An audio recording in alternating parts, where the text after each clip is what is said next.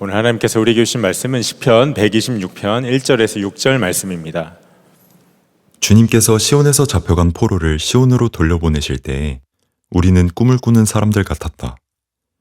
그때 우리의 입은 웃음으로 가득 찼고 우리의 혀는 찬양의 함성으로 가득 찼다. 그때 다른 나라 백성들도 말하였다. 주님께서 그들의 편이 되셔서 큰 일을 하셨다.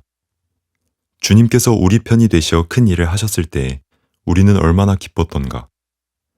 주님, 네겝의 시내들에 다시 물이 흐르듯이 포로로 잡혀간 자들을 돌려보내 주십시오. 눈물을 흘리며 씨를 뿌리는 사람은 기쁨으로 거둔다. 울며 씨를 뿌리러 나가는 사람은 기쁨으로 단을 가지고 돌아온다. 아멘. 하나님의 말씀입니다. 여러분은 회복을 바란 적이 있으십니까? 혹 지금 바라고 있는 회복이 있으십니까? 저에게는 아들 둘이 있습니다. 제가 아이를 좀 늦게 7년 만에 가져서 아이들이 지금 어린데요. 큰아들 주한이가 26개월이고요. 둘째 주엘이가 곧 14개월입니다. 사진을 준비 못했는데 저를 안 닮아서 아주 귀여운 아이들입니다. 이 두 아들 중에 첫 큰아들 26개월 된 주한이가 계란 알러지가 있어요. 그래서 어릴 때 이런저런 음식을 테스트하지 않습니까?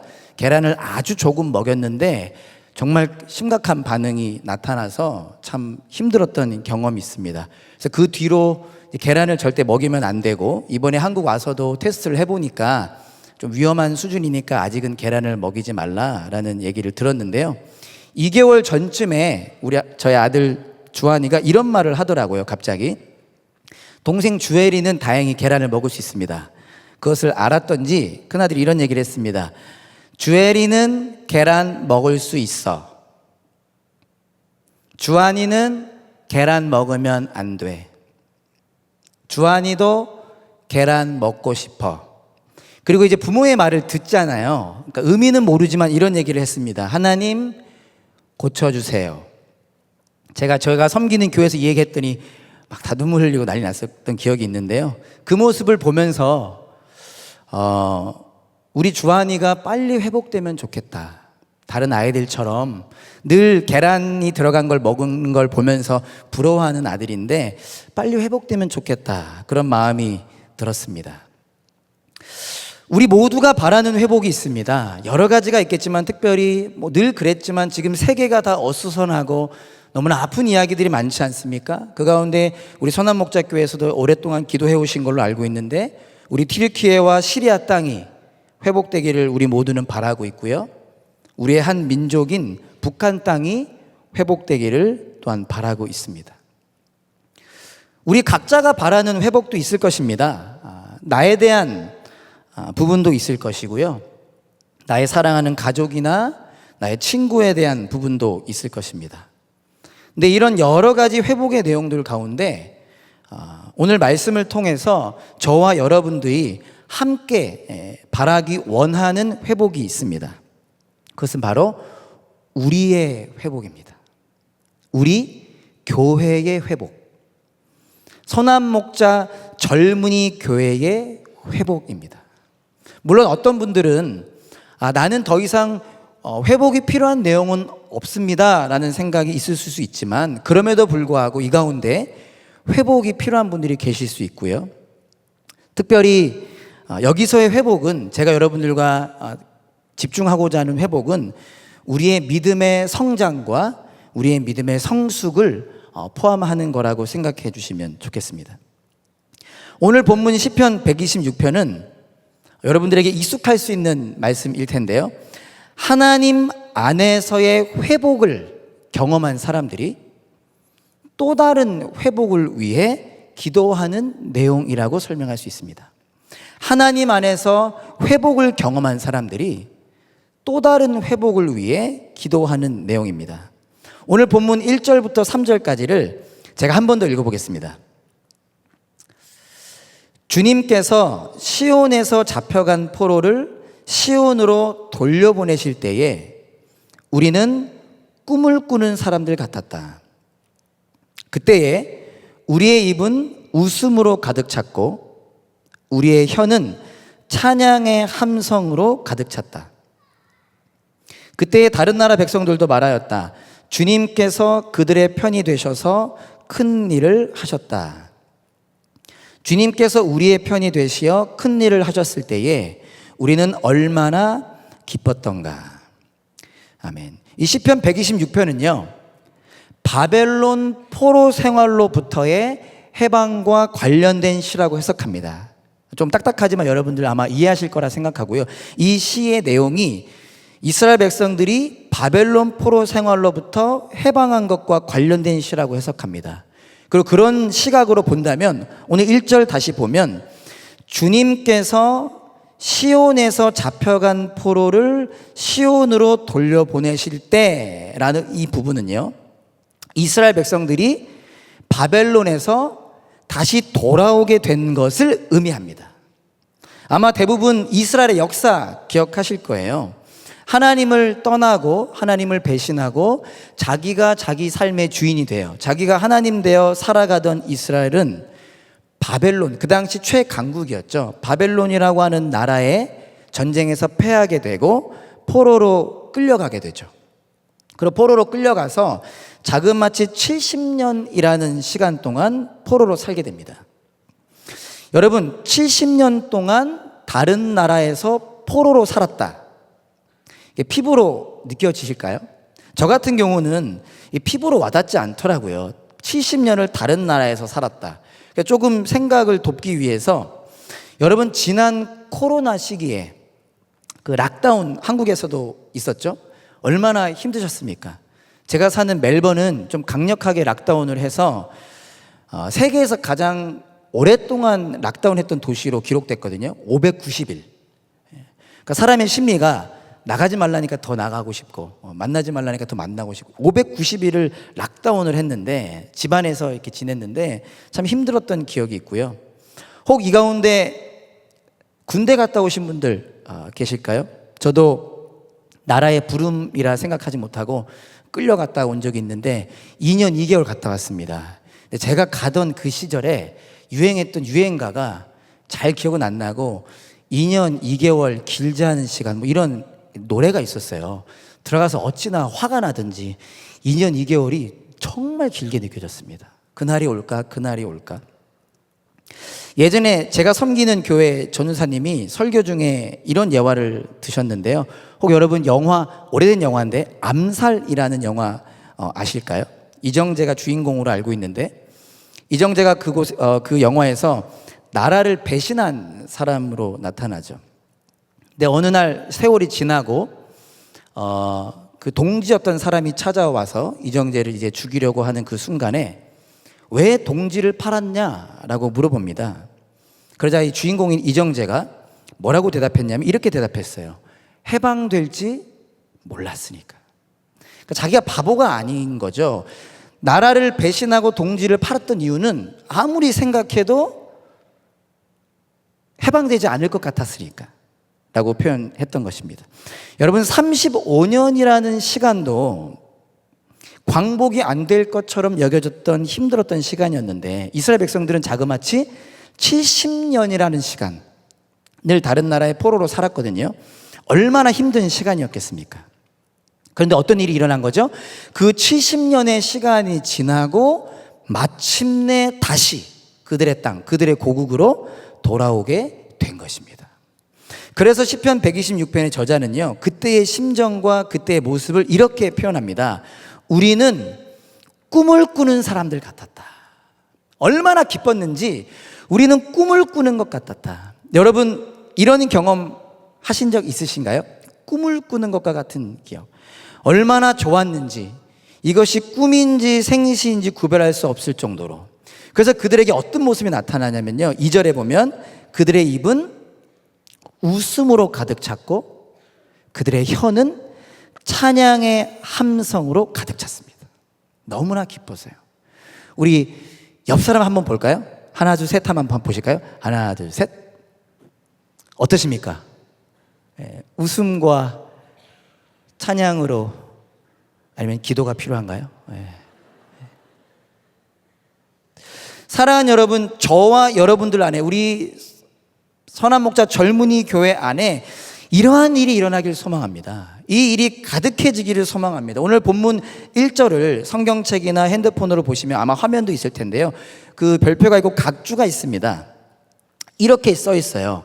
주님께서 시온의 운명을 회복시키셨을 때에, 그러니까 시온에서 다시 돌아오게 되었을 때를 다르게 해석하면 운명이 회복되었다.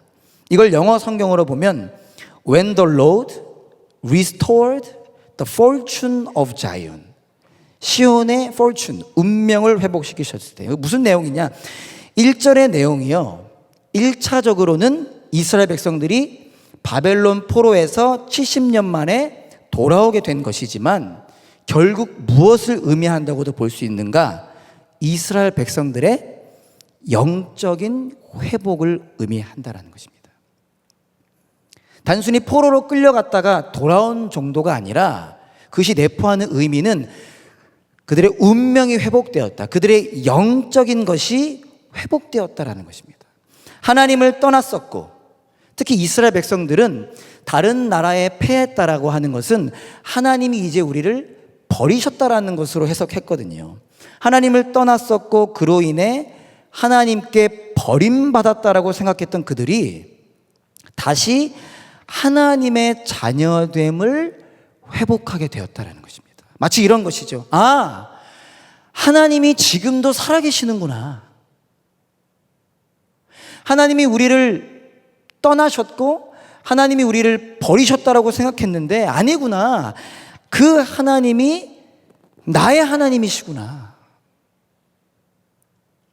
나는 여전히 하나님의 자녀이구나. 를 그들이 회복하게 된 것입니다. 사랑하는 여러분, 이 가운데 혹 예수님을 모르시는 분들이 계실까요? 어쩌면 많지 않으실 수 있지만 지난주에 새생명 전도축제가 있었다라고 들었습니다. 혹 이 가운데 예수님을 모르는 분들이 계신다면 오늘 이 시간을 통하여, 이 시간을 시작으로 예수님을 만나게 되시기를 간절히 소망합니다. 예수님을 통해 하나님의 자녀가 되는 것, 우리 거듭난다라고 표현하잖아요. born again, 다시 태어나는 거잖아요. 근데 이 거듭난다, born again이 다른 영어로는 born from above, 위로부터 태어난다. 무슨 뜻이죠? 이제는 하나님의 자녀가 된다는 뜻이잖아요. 하나님의 자녀로 살아가는 것이 얼마나 놀라운 일인지를 이 가운데 모르는 분들이 계신다면 경험하게 되시기를 소망하고요. 혹 예수님을 아는데, 예수님을 믿는데 이런저런 여러 가지 이유들로 인하여 그 입에서는 웃음이 사라지고 그 혀에서는 찬양이 사라졌다면, 제가 늘 들었고 보았지만 제가 4년 만에 한국에 왔는데 원래도 시골 사람인데 두 아이를 쌍둥이 유모차에 태우고 서울 지하철을 타는 것이 쉽지 않더라고요. 제가 정말 눈치를 많이 봤습니다. 물론 아무도 저희를 쳐다보지 않고 저희를 신경 쓰지 않지만 다들 그 바쁜 삶 때문이겠죠. 고개를 숙이고 핸드폰을 바라보는 그들의 모습을 보면서 어쩌면 이런저런 이유들로 웃음과 찬양이 사라졌다면, 여러분 다시 우리의 입술과 우리의 혀에 웃음과 찬양이 가득 차게 되기를 소망합니다. 그것이 하나님께서 우리에게 허락하실, 그리고 우리가 갈망하고자 하는 회복인 것입니다. 이렇게 회복을 경험한 이스라엘 백성들은요, 중요한 것은 거기서 멈추지 않습니다. 그들이 회복을 경험한 곳에서 멈추지 않고 또 다른 회복을 위해 기도합니다. 오늘 본문 4절 제가 한 번 더 읽어보겠습니다. 우리 괜찮으시면 다 같이 한번 읽어볼까요? 시작. 주님, 네겝의 시내들에 다시 물이 흐르듯이 포로로 잡혀간 자들을 돌려보내 주십시오. 회복을 경험한 시편 기자가요, 기도합니다. 포로로 잡혀간 자들을 돌려보내 주세요. 이것은 크게 두 가지 의미로 볼 수 있습니다. 첫 번째는요, 아직 바벨론이라고 하는 나라에서 돌아오지 못한 자들이 돌아오게 되는 회복. 몇 번에 걸쳐서 돌아왔잖아요. 아직 돌아오지 못한 자들이 돌아오게 되는 것. 더불어서 이미 돌아는 왔지만, 바벨론에서 이스라엘로 돌아는 왔지만 여전히 여러 부분에서 회복이 필요한 자들의 회복을 의미합니다. 이스라엘 백성들이 70년 만에 바벨론에서 고국 이스라엘로 돌아왔습니다. 쉽지 않을 수 있지만 한번 생각해 보죠. 70년 만에 돌아왔어요. 저는 4년 만에 한국 왔는데도 지하철 타는 것도 어렵고 사람들과 인사하는 것도 어색하고 여러 가지가 다 힘들었거든요. 70년 만에 돌아온 그들이 마주하게 된 현실은 만만하지 않았습니다. 그들이 돌아온 그들의 땅은 폐허나 마찬가지였어요. 다른 나라의 침략을 받아서 멸망한 상태로 70년이 지나왔잖아요. 아무도 가꾸지 않은 그 땅, 폐허와 마찬가지였고요. 그렇기 때문에 그들은 모든 것을 다시 시작해야 됐습니다. 그들에게 있어 가장 중요했던 예루살렘 성전을 재건해야 했고, 또 그들의 도시 예루살렘을 재건해야 했습니다. 뿐만 아니라 그들도 먹고 살아야 하잖아요. 그들의 생활 터전도 집도 지어야 했고 여러 가지를 다시 복구해야 했습니다. 뿐만 아니라 그냥 괜찮은 상태에서 성전과 예루살렘과 집을 재건했으면 뭐 할만했겠지만 여전히 그들을 공격하고 무너뜨리려고 했던 주변 국가들로부터의 위협도 지켜내야 했습니다. 쉽게 말하면 자기 코가 석자한 거예요. 지금 나 살아가기도 벅찬 겁니다. 그러나 그들은 그럼에도 불구하고 또 다른 회복을 위해 기도했습니다. 그들의 삶도 너무 힘들었지만 고개를 들어 다른 이들을 위한 삶을 살았던 것입니다. 본문에 보면 네겝의 시내들에 다시 물이 흐르듯이라고 기도하거든요. 네겝이라고 하는 이 지역은 늘 말라있는 사막과 같은 지역입니다. 늘 건조한 땅입니다. 근데 그곳에 마른 천이라고 하는 의미의 와디라고 하는 것이 곳곳에 있는데요. 혹시 이스라엘 갔다 오신 분들은 한 번쯤 보셨을 수도 있는데 평소에는 늘 말라있던 이 땅이 우기 때 비가 오게 되면요, 그냥 적셔지는 정도가 아니라 큰 강으로 바뀌게 됩니다. 이 와디라고 하는 지역이 건조한 곳이 강으로 바뀌게 됩니다. 그것을 생각하면서 기도하는 거예요. 그렇게 마른 땅이 큰 강이 되듯이 이스라엘 백성들은 자신들도 여전히 어려움 가운데 있음에도 불구하고 자기들 삶도 버거움에도 불구하고 다른 이스라엘 백성들이 회복하게 되기를 바랬던 것입니다. 기도했던 것입니다.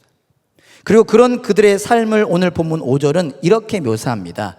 눈물을 흘리며 씨를 뿌리는 사람은 기쁨으로 거둔다.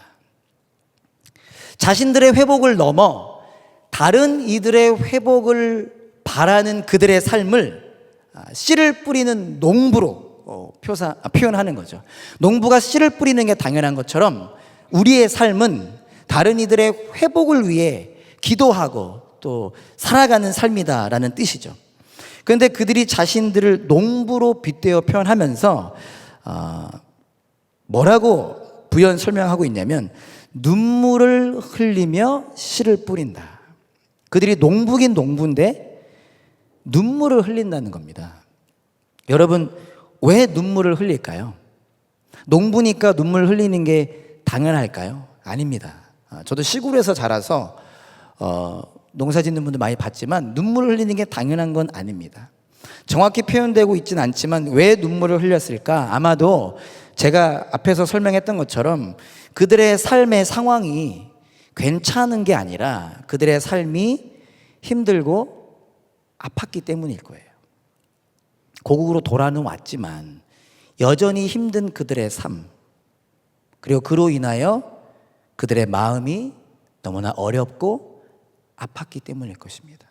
눈물 없이는 살아갈 수 없는 어려운 삶. 그런데 중요한 것은 무엇입니까? 그들의 눈물이 기쁨이 된다는 것입니다.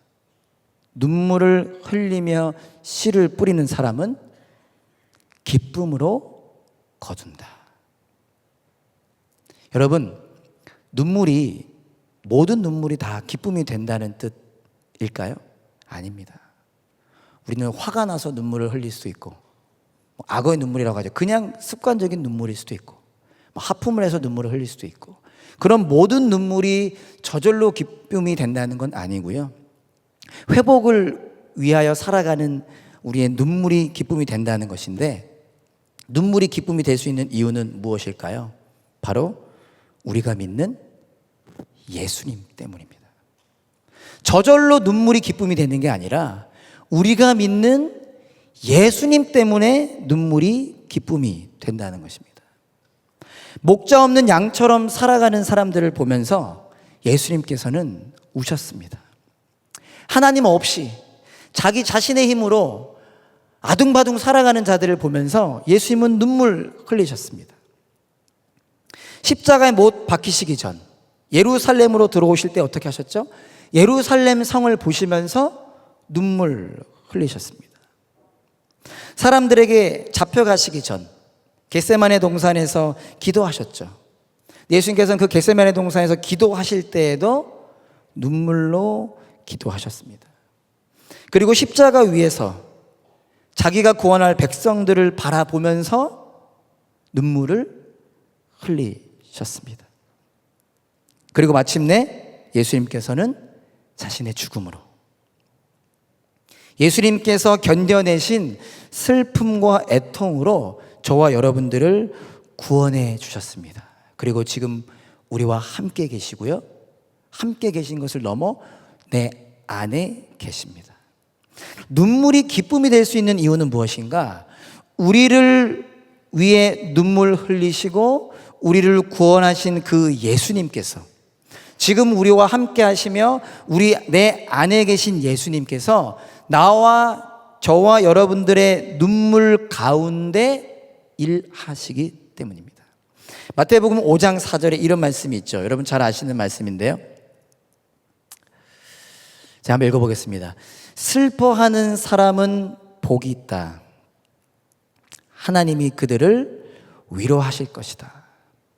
여러분, 슬퍼하는 사람, 개역개정 버전으로 애통하는 사람이 어떻게 복이 있습니까? 슬퍼하지 않는 사람이 복 있는 거 아닙니까? 눈물 흘리지 않을 수 있는 사람이 복 있는 거 아니에요? 그러나 마태복음을 통하여 예수님 말씀하시기를 슬퍼하는 사람은 복이 있대요. 왜죠? 우리의 슬픔은 그냥 슬픔이 아니기 때문입니다. 하나님을 아빠라 부르는 자녀로서의 슬픔. 우리가 울면 어떻게 되는 거죠? 하나님께서 우리를 위로해 주시기 때문입니다. 여러분들도 곧 결혼하시고 또 자녀를 낳게 되실 거라 굳게 믿고 있는데요. 네. 저도 아이를 늦게 낳았잖아요. 이 아이가 아프면 엄마를 찾고요, 힘들어도 엄마를 찾고요, 넘어져도 엄마를 찾고요, 엄마 합니다. 제가 한번 오늘 생각해 봤어요. 왜 엄마를 찾을까? 아빠를 놔두고. 근데 엄마가 안아주면요, 울음을 끝입니다. 이상하죠? 엄마가 안아주면 안 아픈가요? 아파요. 우리가 넘어졌을 때 엄마가 안아주면 여전히 좀 저리로 가라고 할 수도 있을 텐데, 왜 아이들은 눈물을 그치는 거죠? 그 엄마가 안아준 그 따뜻함, 그 위로 때문이죠. 슬퍼하는 사람이 복이 있는 이유는 하나님의 위로가 그 가운데 있기 때문이라는 겁니다. 하나님이 그 가운데 일하시기 때문이라는 겁니다. 사랑하는 여러분, 예수님께서 우리의 눈물 가운데 우리의 눈물을 통해 일하십니다. 그렇다면 오늘 우리가 꼭 기억해야 되는 한 가지는 무엇일까요? 저와 여러분들이 어쩌면 이미 잘 알고 있는 걸 수 있겠지만 오늘 붙잡기 원하는 한 가지는 무엇일까요? 예수님을 바라보면서 눈물 흘리는 것입니다. 예수님을 바라보면서 눈물을 흘리며 씨를 뿌리는 것입니다. 예수님을 바라보면서 회복을 위하여 살아가는 것입니다. 히브리서를 기록한 히브리서 기자가요, 이런 말씀을 여러분 잘 아시는 말씀일 텐데요. 히브리서 3장 1절에 보면 이렇게 말합니다. 예수님을 생각하십시오. 그리고 히브리서 12장 2절에 보면 이렇게 말합니다. 예수님을 바라봅시다. 그리고 히브리서 13장 13절에 보면 이렇게 말합니다. 예수님께로 나아갑시다. 여러분, 비슷한 개념 아닐까요? 예수님을 생각하는 거, 예수님을 바라보는 거, 예수님께로 나아가는 거 비슷한 개념 아닌가요? 여러분 혹시 예수님 안 믿는 친구가 혹은 이제 믿기 시작한 친구가 우리 히브리서 12장 2절 잘 선포하는 말씀이잖아요. 예수님을 바라보자. 믿음의 창시자, 믿음의 완성자인 예수님 바라보자. 근데 바라보는 게 뭐야? 눈에 안 보이는데 그럼 뭐라고 설명하세요? 예수님 생각하는 거, 뭐 이렇게 표현하시지 않나요? 저만 그럴까요? 이게 제가 생각할 땐 비슷한 개념인데 한 얘기 또 하고 한 얘기 또 하는 것 같아요. 그렇죠? 이렇게 비슷한 개념을 다르게 표현하는 이유는 뭘까? 이건 어디까지 제 생각인데요. 저의 고백이기도 하고요. 예수님을 생각은 하지만 예수님을 바라보진 않을 수 있습니다. 왜 이렇게 늘 생각만 하는 사람들 있잖아요. 예수님을 생각은 하지만 예수님께로 나아가지 않을 수 있습니다. 우리 1월 1일 날 꼭 뭐 합니까? 다짐하면서 다이어트.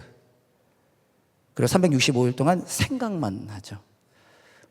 묵상만 하고 꿈으로만 이렇게 열심히 운동하고 이렇게 바라보지만 나아가진 않을 수 있습니다. 어떤 의미로 좀 조심스럽게 이해해야 되지만 예배 자리에 나오지만 삶에서는 나아가지 않을 수도 있죠. 우리가 연약하니까요. 아직 자라나는 과정 중에 있으니까요. 그래서 반복하는 건 아닐까. 근데 저는 오늘 반대로도 생각해 보았습니다. 좀 더 극렬한 부분으로 생각해 봤는데요. 이렇게 반복하는 이유는 무엇일까? 혹 내가 여러 가지 이유들로 생각하기 어려울 때 바라볼 수는 있습니다. 이건 어디까지 저의 고백입니다. 혹 여러 가지 이유들로 바라보기 어려울 때 나아갈 수는 있습니다. 또 때론 여러 이유로 나아가기 어려울 때 생각하고 바라볼 수는 있습니다. 그렇게 우리가 나아갈 때 그런 우리의 삶은 결국 24시간 예수님과 동행하는 삶으로 성장해 갈 것이고요. 그렇게 성장하는 가운데 내 안에 살아계신 예수님을 생각하고 바라보고 나아가며 눈물 흘릴 수 있다는 것입니다. 이런 어려움을 겪었을 때 그냥 눈물 흘리는 것이 아니라 예수님께 눈물 흘리고, 저런 어려움이 생겼을 때 그냥 눈물 흘리는 것이 아니라 예수님께 눈물 흘리는 삶을 살 수 있다는 것입니다. 말씀을 마치려고 합니다. 여러분, 복음서에 보면 향유 옥합을 깨뜨려서 예수님께 부은 마리아의 이야기 아시죠? 향유 옥합 깨뜨려 예수님께 부은 마리아. 저도 이 이야기를 참 좋아하는데요. 요한복음 12장 3절에 보면 이때의 장면을 이렇게 기록하고 있습니다. 마리아가 그 값진 300데나리온, 1데나리온이 노동자 하루 임금, 그러니까 대충 계산하면 1년치 봉급인 거예요. 그만큼 값진 향유옥합을 깨뜨려서 예수님께 부었는데 요한복음은 기록하기를 온 집안에 향유 냄새가 가득 찼다. 어떻게 보면 아무도 주목하지 않는 연약한 여인입니다. 특히 그 시대는 여자를 사람으로 취급하지 않던 시절이잖아요. 근데 그 여인이 향유옥합을 깨뜨리자 온 집안에 향기가 가득합니다. 제가 오랜만에 한국에 휴가차 3주 오게 됐습니다. 이제 내일 모레면 가거든요. 근데 올 때 되게 기대와 기쁨으로만 준비를 했는데 오기 직전에 무거운 마음이 생겼어요. 그 이유가 저희는 이제 시골, 멜번의 시골에 있는 조그마한 교회인데 저희 교회에서 모두가 참 중요하고 소중하지만 저희 교회는 좀 젊은 편이라서 이렇게 집사님이 몇 분 안 계신데 저희 교회 가장 어른 중에 한 분이신 정말 훌륭한 분이 계십니다. 많은 사람들이 그분 보면서 도전을 받는데요. 그분이 갑자기 우리 송 집사님이신데 어깨가 너무나 아파서 사람들의 권유로 엑스레이를 찍자고 해서 어깨 때문에 엑스레이를 찍었는데 폐가 이상하다. 그래서 병원에 더 빨리 갔더니 폐암이 발견됐습니다. 그리고 폐암 말기라는 판정을 받았습니다. 흔히들 세상에서는 얼마 살지 못한다라는 의미로 해석한다고도 하더라고요. 그분이 폐암에 걸리셨다는 얘기를 듣고 목사지만 표현이 좀 그렇지만 믿고 싶지 않고 믿어지지도 않는, 너무나 마음이 아프고 걱정이 되어서 내가 한국을 가는 게 맞을까? 오랜만에 휴가지만 한국에 가도 될까? 차마 발이 떨어지지 않더라고요. 하지만 또 기도하는 가운데 내가 더욱 기도하는 휴가가 되어야 되겠다라는 마음으로 왔습니다. 부활절 기간 여러분 지났잖아요. 저희 교회는 부활절 기간에 2박 3일간 캠프를 꼭 갑니다. 그래서 성금요일부터 부활주일까지 이렇게 같이 캠프를 가는데요. 모든 사람들이 만류를 했음에도 불구하고 이 집사님께서도 캠프에 오셨어요. 저희가 사는 곳에서 한 1시간 반 떨어진 곳에서 캠프를 했는데 거기에 참여하러 오셨습니다. 말씀과 은혜를 사모하는 마음으로 오셨고, 그 가운데 특별히 그럼에도 불구하고 캠프에 참여하셨던 이유는, 이 집사님이 캠프에 참여하신 이유는요, 제가 여쭤봤더니 교회 식구들을 격려하고 싶어서라고 말씀하셨어요. 그래서 이런 말씀까지 하시더라고요. 그리고 청년들 한 명 한 명한테 다가가 기도해 주시면서 뭐라고 말씀하시냐면, 자기가 미안하다, 혹시나 내가 폐암에 걸린 걸로 인해서 여러분들의 믿음이 실족되지 않기 원한다. 하나님 여전히 살아계신다. 하나님이 나 이렇게 하신 거 아니다 라는 말씀을 하시더라고요. 그 격려를 위해서 캠프에 오셨고 힘들게 3일을 참석하셨습니다. 하나님의 은혜 가운데 귀한 은혜가 있었고, 특별히 이 집사님을 통해서도 정말 많은 사람들이 도전받고 위로받고 한 단계 성숙해지는 시간이 됐어요. 마치 제가 어떤 생각이 났냐면, 그 향유컵을 깨뜨렸을 때 온 집안에 향기가 가득했던 것처럼 이 집사님을 통해서 우리 교회가, 이 캠프가 주님의 은혜의 향기로 가득 차는구나, 제 마음이 채워지는 느낌도 받았습니다. 제가 설교 부탁을 받았잖아요. 우리 목사님이랑 친분이 있어서 얼굴 보고 싶고 혹 못 볼까 봐 전화를 드렸습니다. 설교를 부탁받을 거라는 생각은 전혀 못하고, 근데 설교 부탁을 받고 부담이 되었지만 아내랑 함께 상의하고 같이 기도하는 가운데 제가 예스 했습니다. 저 되게 부족한 사람이고요, 이렇게 부끄러움도 많고 겁도 많은 사람이거든요.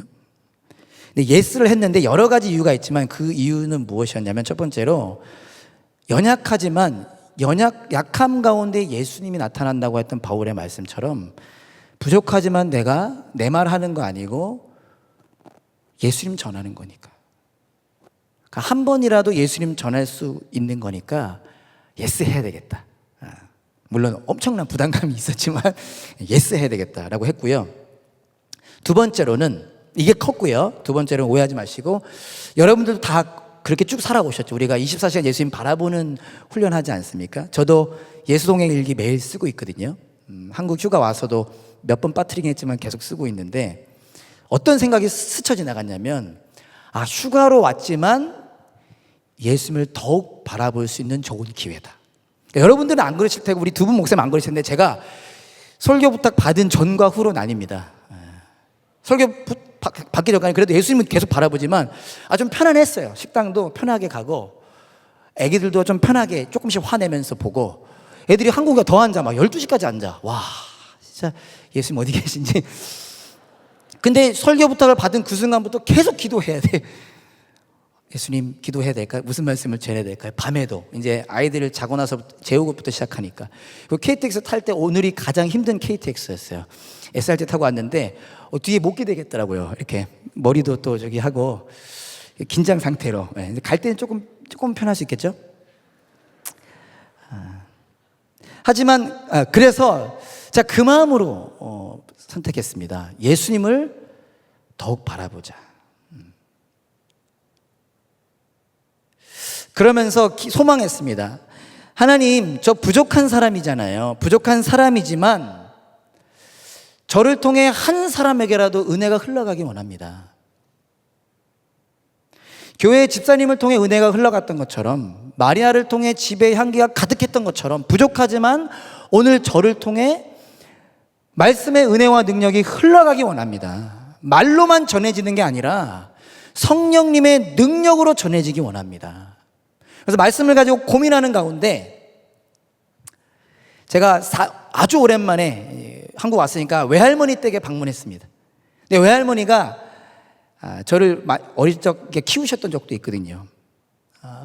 외국 가면 죽는 줄 아세요. 지금도 전화하면 여보세요, 찬수냐, 끊어 그러시거든요.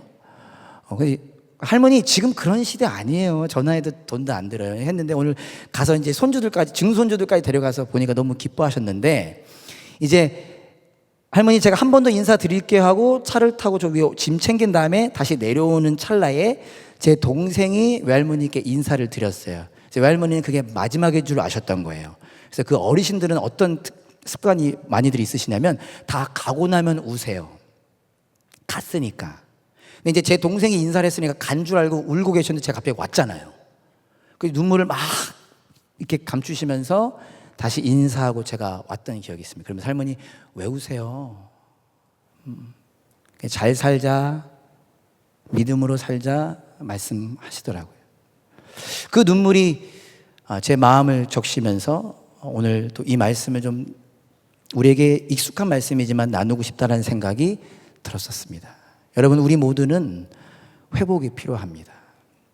회복은 원래 상태로 돌아간다라는 사전적 의미가 있는데요, 하나님의 자녀로 돌아가는 것을 의미하죠. 서두에서도 반복했던 내용이지만 예수님을 모르는 분도 있다면 오늘 이 시간을 시작으로 예수님을 만나게 되시기를 원하고, 예수님을 만났지만 이런저런 이유로 그 은혜를 느끼지 못하고 있다면 또 그 은혜가 회복되기를 원합니다. 그리고 그 일을 위하여 우리 선한 목자 젊은이 교회 우리 모두가 함께 기도로 살아가기 원합니다. 예수님께서는 우리가 눈물로 씨를 뿌리기 원하십니다. 사랑하는 사람들을 위해 울어주세요. 옆에 앉은 분들을 위해 울어주세요. 제가 감히 당연컨대 우리 두 목사님을 비롯한 사역자분들의 눈물을 통해 여러분들이 세워졌고 세워지고 있는 것이라 생각합니다. 마찬가지로 이미 그렇게 살고 계시겠지만 여러분 옆에 있는 분들을 위해 눈물 흘려 주십시오.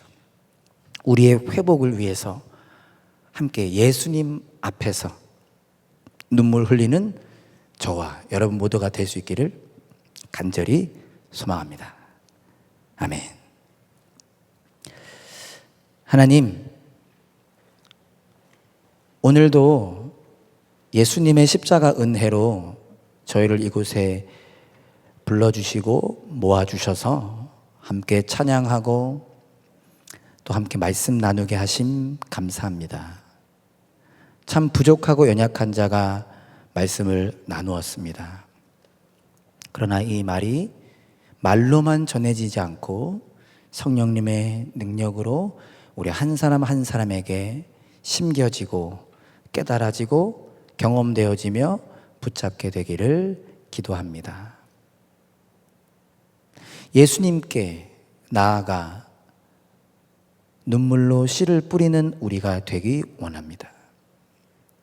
하나님께서 만들어주신 우리 공동체 한 사람 한 사람을 위하여 이 선한 목자 젊은이 교회의 회복과 성장과 성숙을 위하여 한 영혼을 위하여 눈물로 씨를 뿌리는 우리 모두가 되게 하여 주세요. 이 시간 우리의 마음을 어루만져 주시길 간구합니다. 예수님의 이름으로 기도합니다. 아멘.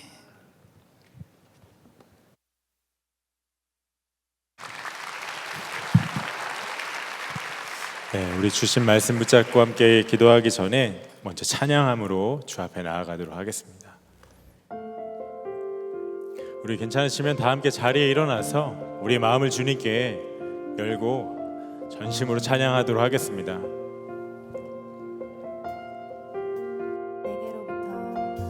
내게로부터 눈을 들어 주를 보기 시작할 때 주의 일을 보겠네. 내 작은 마음 돌이키사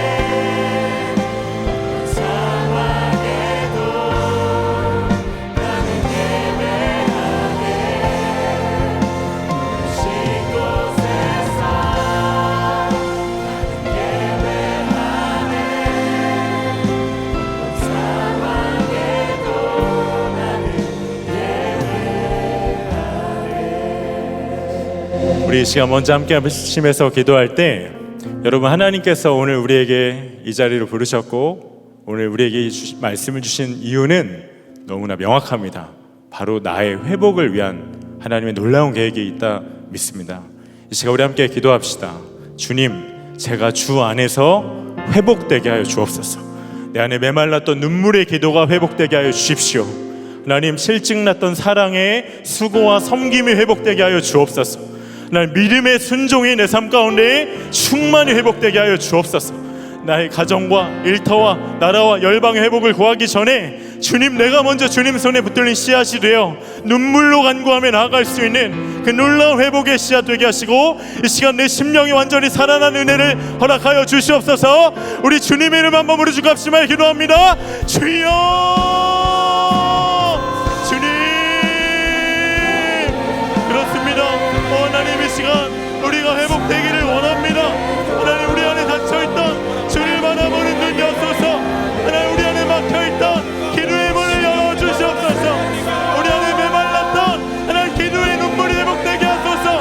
하나님, 내 안에 식어졌던 사랑과 하나님 수고의 섬김과 신이 회복되게 하소서. 믿음의 순종이 회복되게 하소서. 부르심을 향한 하나님 전승으로 나아가는 그 발걸음이 회복되게 하소서. 하나님의 자녀입니다. 난 존귀한 하나님의 자녀입니다. 하나님, 주님 주 안에서 회복되게 하소서. 나를 살리소서. 나를 일으키소서. 무너진 나의 예배와 무너진 나의 말씀과 무너진 나의 기도와 무너진 나의 심령이 주여 회복되게 하소서. 하나님, 회복되게 하소서. 하나님, 내 안에 계신 주 예수님을 온전히 바라보게 하소서. 주를 인하여서 하나님 살리소서. 우리가 살아나게 하소서. 아버지 살아나게 하소서. 하나님, 이 자리에 있는 우리 한 사람, 하나님 한 사람도 마지막없이 다 주 앞에 나가게 하소서. 하나님, 다 주 앞에 나가게 하소서. 사랑하는 주의 자녀들입니다. 하나님, 주의 온전한 회복을 열망하시는 하나님의 자녀들입니다. 하나님, 한 사람 한 사람이 주 안에서 일어나게 하소서. 주 안에서 일어나게 하소서. 아버지 일어나게 하소서. 아버지 일어나게 하소서. 하나님 일어나게 하소서. 찬양합니다.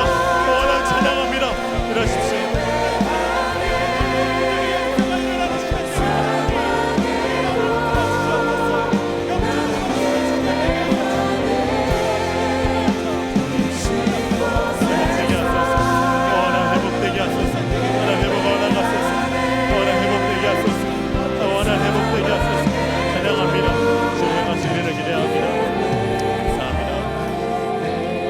우리 한 번 더 합심해서 기도할 때 오늘 시편 126편 5절의 말씀을 다른 누가 아닌 나를 향한 주님의 계획이요 부르심이란 믿음으로 이 말씀 붙잡고 기도하겠습니다. 여러분을 향한 주의 놀라운 부르심입니다. 눈물을 흘리며 씨를 뿌리는 사람은 기쁨으로 거둔다. 눈물을 흘리며 씨를 뿌린 사람은 기쁨으로 단을 거둔다. 주님이 말씀하셨습니다. 회복된 내가 심겨질 가정에, 회복된 나를 심으실 그 일터에, 회복된 내가 주로 나아갈 그 열방과 민족과 북한과 나를 부르신 모든 자리 가운데 주님, 내가 순종하고 내가 기도하고 내가 주 앞에 반응하는 그 영역 가운데 주님의 놀라운 회복이 임하게 하여 주시옵소서. 내일부터 시작될 부모 특세, 우리의 가정을 회복을 간절히 열망하시는 주님, 우리의 순종의 기도와 눈물의 간구를 통해 우리의 가정의 모든 묶임이 풀어지게 하여 주옵소서. 나의 캠퍼스와 나의 일터와 나의 모든 관계가 주로 인하여서 풀어지고 회복되어지는 은혜로 나가소서. 우리 젊은이 교회를 통하여서 나라와 민족과 북한이 회복되어지는 놀라운 부흥의 통로로 우리를 사용하여 주시옵소서. 우리 주의 이름 한번 부르시고 합심하여 기도합니다. 주여, 하나님, 아버지 하나님 일하소서. 아버지 하나님, 눈물을 흘리며 씨를 뿌린 자 통하여서 나의 기쁨으로 달려온다 말씀하신 주님 찬양합니다. 하나님 찬양합니다. 하나님 일하소서. 우리를 회복하셔서 하나님, 우리의 가정이 나로 인하여 회복되게 하소서. 하나님, 우리의 일터가 주로 인하여 회복되게 하소서. 하나님, 나의 모든 관계가 하나님